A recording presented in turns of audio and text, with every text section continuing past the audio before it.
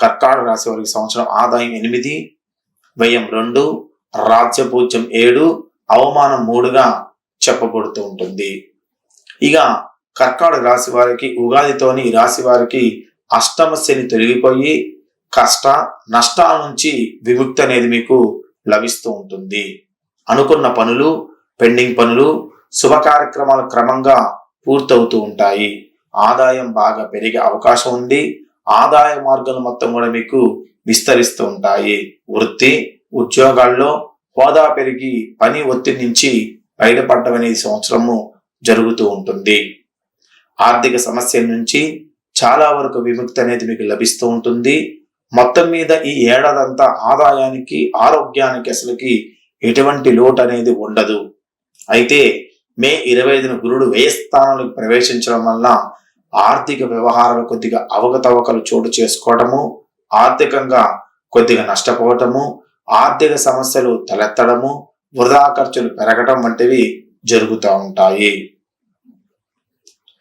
ఇక ఈ సంవత్సరము నవంబర్లో శుభ కార్యక్రమాల మీద మీరు అధికంగా ఖర్చులు పెరుగుతూ ఉంటాయి. శుభ కార్యక్రమాల మీద అంచనాలకు మించిన ఖర్చులు పెరుగుతూ ఉంటాయి. వృత్తి, ఉద్యోగాల పరంగా సానుకూల మార్పులు చోటు చేసుకుంటూ ఉంటాయి. ఎప్పటి నుంచి వివాహం కోసం ప్రయత్నం చేస్తున్నారో వారికి వివాహ అవకాశాలు మొత్తం కూడా కనిపిస్తున్నాయి. వ్యాపారాలు మొత్తం సజావుగా సాగిపోతూ ఉంటాయి.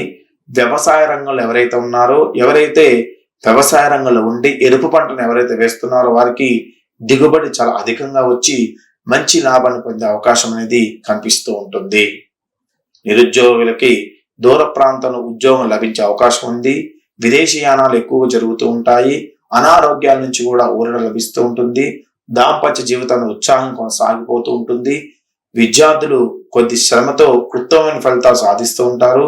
ప్రేమ వ్యవహారాల్లో దూసుకుపోతూ ఉంటారు. ఈ రాశి వారికి ఎక్కువ కూడా ఆదిత్య ఉదయం పఠించడం వల్ల, అదేవిధంగా బుధగ్రహ జపం చేయించుకోవడం వల్ల, బుధుడికి సంబంధించినటువంటి అభిషేకం చేయించుకోవడం వల్ల ఈ సంవత్సరం మంచి శుభఫలితాలు మొత్తం కలిగే అవకాశము ఈ రాశి వారికి కనిపిస్తూ ఉంటుంది.